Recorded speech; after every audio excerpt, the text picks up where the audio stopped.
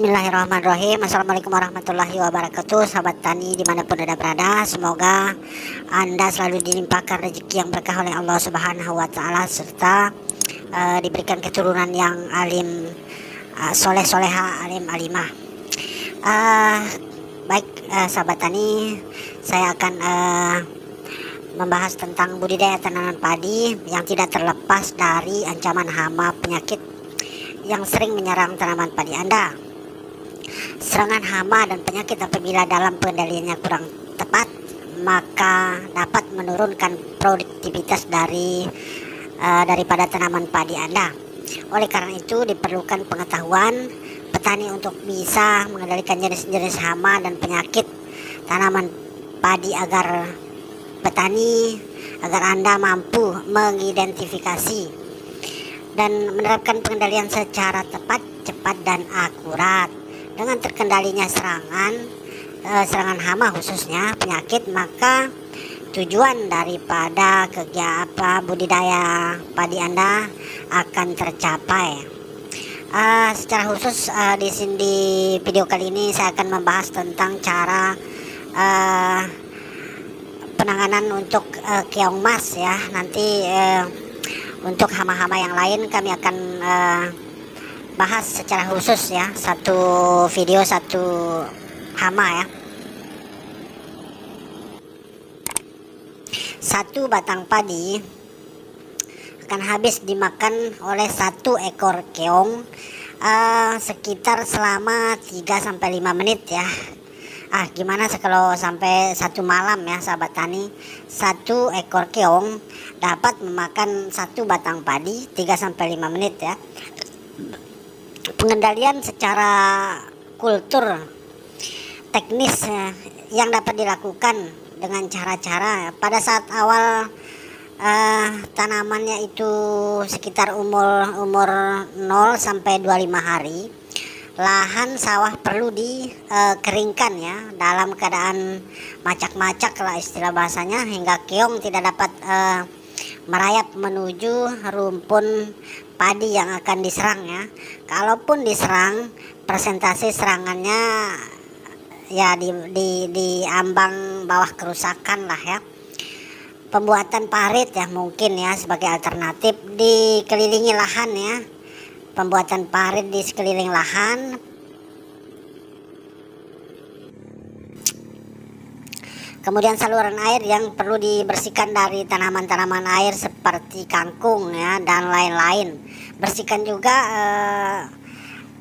parit-parit ya di sekitar lahan Anda ya, agar tidak menjadi makanan cadangan bagi perkembangbiakan keong ya. Pengendalian secara mekanis dapat dilakukan dengan cara induk keong dan kelompok telur-telur yang tampak di semua sisi di pematang harus diambil juga ya, dikumpulkan kemudian dibuang ya, kemudian dimusnahkan. Kemudian pasangkan saringan ya dari kawat di pintu air masuk ke lahan sawah Anda ya. Pasangkan kawat sehingga keong-keong tidak dengan mudah dapat masuk ya. Kemudian pasang ajir ya dari kayu untuk tempat meletakkan kelompok telur keong sehingga mudah diambil ya. Pasangkan ajir di tempat-tempat tertentu ya, di sela-sela padi Anda, kemudian untuk mempermudah keong bertelur ya, kemudian gampang telur-telurnya itu dapat kita ambil ya. Itu sebagai umpan ya, berupa daun pepaya atau kulit pisang sehingga keong tertarik dan berkumpul ya, sehingga mudah diambil dan kemudian dimusnahkan. Nah, kemudian obat yang paling ampuh ya apabila bapak-bapak sudah lahan tempat akan bapak tanam padi itu sudah dibuatkan parit. Nah, kemudian airnya dikeringkan saja, kemudian maca-maca, maka dengan sendiri keong akan lari ke parit. Nah, kemudian apabila keong sudah berkumpul ya, Anda bisa menaburkan obat ini. Obat ini saya sudah pengalaman ya, ini tanpa endorse ya. Saya sudah pengalaman dengan obat ini. Saya sering pakai ya. Kalau sekarang Anda tabur paling 2-3 jam itu keong sudah pada mati ya. sudah pada mati semua. Kalau besok keong sudah habis musnah ya, cuman resikonya ya cangkang-cangkang keong itu tetap ada di sekitar tempat dia mati ya. Nah alternatifnya alternatifnya kasih keong pakan ya, pakan pancingan berupa daun, berupa batang pelepah pisang ya, sehingga ketika keong berkumpul maka Anda tinggal mengangkat ya, kemudian dimusnahkan. Itu alternatif ya. Cuman kalau memang lahan Anda terlalu banyak, itu sebaiknya Anda gunakan obat-obat toko ya. Gunakan obat toko. Ini contoh obatnya, saya sering pakai, saya sudah biasa pakai ya. Mungkin sekian dari saya sahabat tani ya, mudah-mudahan dapat bermanfaat ya. Mudah-mudahan kita sama-sama berkembang ya. Jangan lupa like dan subscribe ya, agar kita sama-sama berkembang ya sahabat tani ya.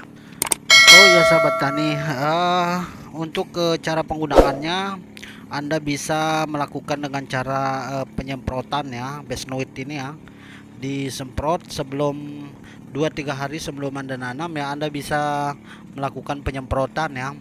Anda bisa melakukan penyemprotan sekeliling pematang, atau semprot seperti biasa ya, menyemprot seperti biasa seperti yang saya lakukan kali ini ya.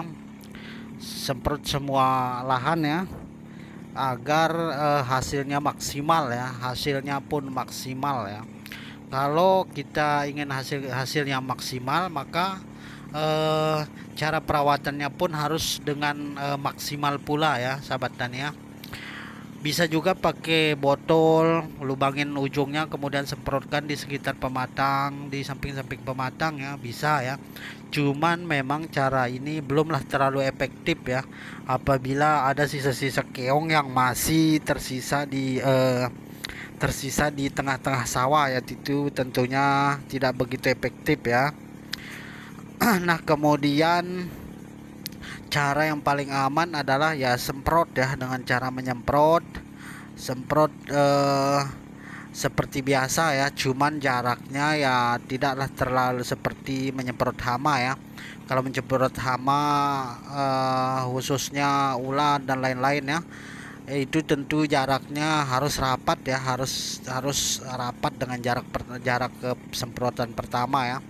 Nah kemudian untuk semprot keong ini tidaklah terlalu rapat ya, yang asalkan airnya sudah kejipratan aja ya sudah ya, udah bisa kok keongnya mati.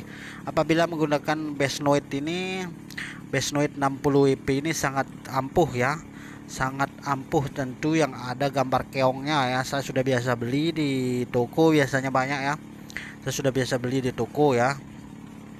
Saya sudah sering pakai, setiap tahun saya sudah sering pakai ya. Ini saya juga melakukan penyemprotan ya, khusus apa namanya, penyubur tanaman ya. Saya sudah bahas di video saya yang sebelumnya ya. Tentu Anda bisa nonton, klik juga di video sebelumnya ya. Jangan lupa subscribe ya, sahabat tania, subscribe, gitu ya.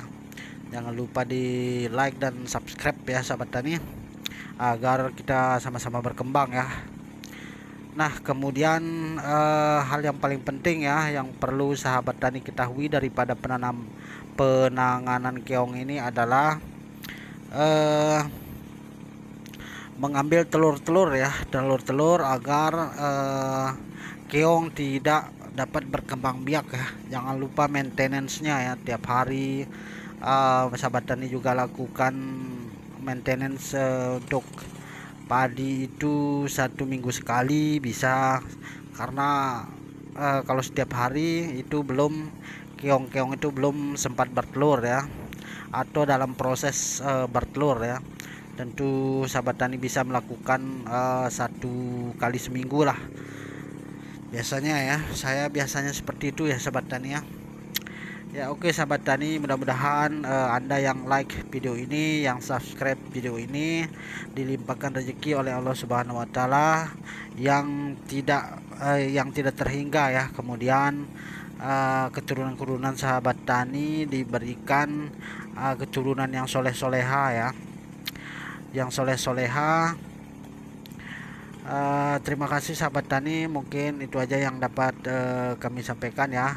Nanti di video selanjutnya kita akan khusus ya membahas tentang hama-hama yang lain ya. Tentu satu video satu hama ya, agar lebih jelas ya, agar lebih jelas sahabat tani ya. Oke sahabat tani, terima kasih. Wassalamualaikum warahmatullahi wabarakatuh.